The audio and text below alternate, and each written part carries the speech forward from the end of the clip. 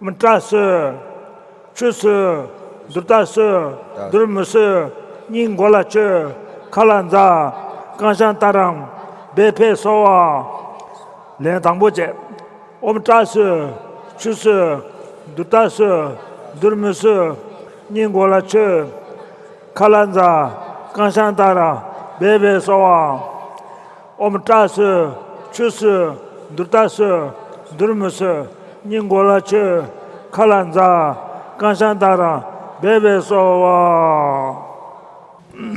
Okay, so Rinpoche has guided us through the repetition of the mantra 3 times. There's a couple of things to keep in mind. For the first syllables, the Om Tra Su, sometimes you might hear it Om Pra Su, but this is just a little variation depending on how the Tibetans transliterate from the Sanskrit syllables. So if you have heard the beginning of the mantra in a slightly different way, it's nothing to be concerned.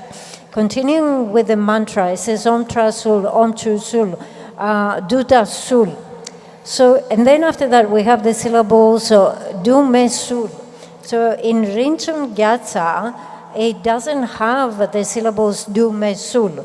However, as we know from the tradition, the actual mantra that is recited from generation to generation has the syllables the Du Me Sul.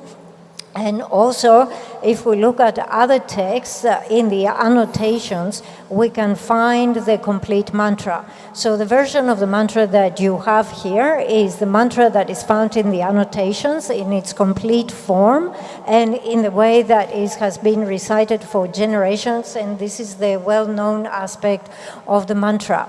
Now, in terms of the Jenang that we are following the tradition according to what is found in Bari Gyatsa. So reciting that mantra gives great protection. It has great benefits. In particular, it gives protections from harm that can come from humans or non-humans, and especially harm that can come when others put some spell or curse on you by using mantras and so forth to limit you in these ways. So you can overcome these types of harm.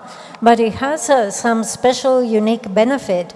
Reciting the mantra makes you read very quickly. So it is very good for your studies, for your recitation, because you will be able to go through large texts, reading them very fast.